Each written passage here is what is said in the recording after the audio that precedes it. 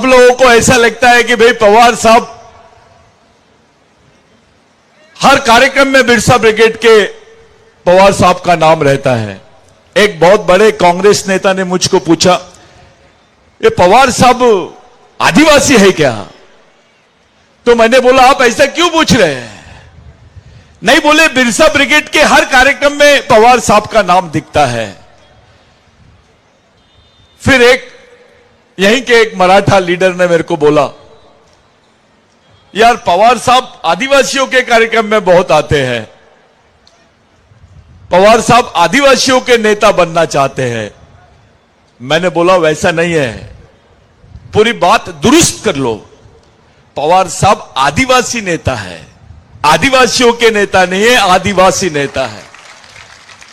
साथियों, बिरसा ब्रिगेड की एक सोच है कि इस देश में धर्मनिरपेक्ष संविधान, सर्वधर्म समभाव का संविधान और इस देश की वास्तविक इतिहास पर आधारित संविधान वो जीवित रहना चाहिए। हम लोगों ने ये जो अधिकार परिषद यहां पर रखी है, इसके पीछे के सिर्फ 3 बातें आपको बता देना चाहता हूं। आपको 5वीं 6वीं अनुसूची में जमीन के अधिकार है आदिवासियों को। पेशा में ग्राम सभा को अधिकार दिए कि ग्राम सभा की एनओसी के बगैर कोई प्रोजेक्ट नहीं चला सकते आप। यह सरकार ने ग्राम सभा के अधिकारों को एनओसी के बजाय परामर्श डाल दिया। आपके जितने जल जमीन जंगल के अधिकार है, इसको ये लोग समाप्त करते चले जा रहे थे। जिस समय पूरे देश के आदिवासी मणिपुर की घटना का विरोध कर रहे थे, उसी समय भारत की संसद में एक बिल पास हुआ जिसको फॉरेस्ट कंजर्वेशन एक्ट बोलते हैं, वन संवर्धन अधिनियम 2023।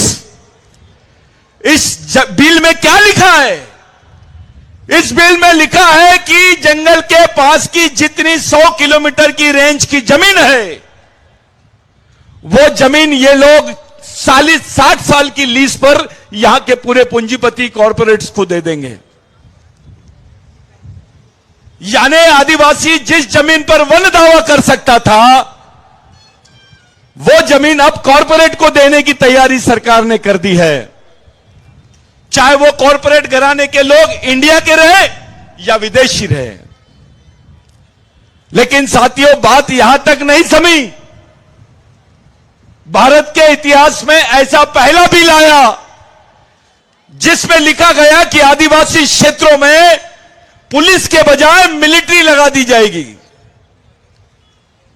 पैरामिलिट्री फोर्स लगाई जाएगी, अर्धसैनिक बल, सैनिक बल, यह आदिवासी क्षेत्रों में लगाया जाएगा।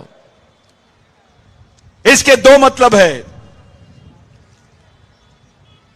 जब इनको ऑपरेशन करना था कश्मीर में 370 इन्होंने हटाया, अब इनको आदिवासी क्षेत्रों में ऑपरेशन करना है।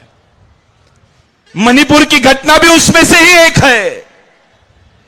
371 और 372 आदिवासियों की 5वीं अनुसूची के क्षेत्र और 6वीं अनुसूची के क्षेत्रों से संबंधित क्षेत्र है। पहले ये लोगों ने 370 का ऑपरेशन किया, अब 371 और 372 का ऑपरेशन कर रहे हैं। जब यह बिल पास हुआ तो हमको ऐसा लगा कि राज्यसभा में यह बिल पास नहीं हुआगा। हम पवार साहब के पास में गए। जब पवार साहब को बताया कि यह तो गैजेट निकल गया, तो पवार साहब ने बताया, मैंने पहली बार देखा हूं 20 मिनट में 7 बिल राज्यसभा में पारित किए गए हैं। मैं विपक्ष से बहुत उम्मीद कर रहा था कि विपक्ष के लोग इस बिल का राज्यसभा में विरोध करेंगे, लेकिन ऐसी परिस्थिति नहीं बनी।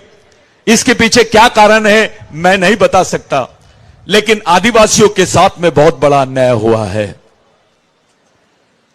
साथियों, मिलिट्री रहेंगी, पुलिस है तो पुलिस में आप कंप्लेंट करोगे, एफआईआर दर्ज करोगे, और एफआईआर दर्ज करोगे तो उस पर केस लगेंगी, आप उस पर कोर्ट में जा सकते हैं, जिसको कानून का राज बोलते हैं।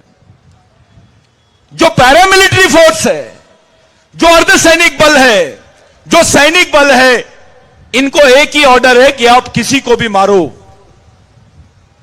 इनको जो आर्म्स एक्ट है आसपा, उसके तहत किसी भी सैनिक के खिलाफ में आप एफआईआर दर्ज नहीं करा सकते। अगर आपका बलात्कार भी कर दिया, आपको मार भी दिया, तो उस पर कोई एफआईआर दर्ज नहीं होगी। अब पूरे आदिवासी समाज को सरकार ने सेना के हवाले कर दी है। इसका मतलब साफ है कि यह सरकार आदिवासी क्षेत्रों में सिविल वॉर की परिस्थितियों को निर्माण कर रही है। जैसे मणिपुर में आदिवासियों को मारा, अब 5वीं अनुसूची के क्षेत्र के आदिवासियों को मारा जाएगा। आप लोग क्या करोगे? कैसे बचोगे? किस तरीके से बचोगे आप?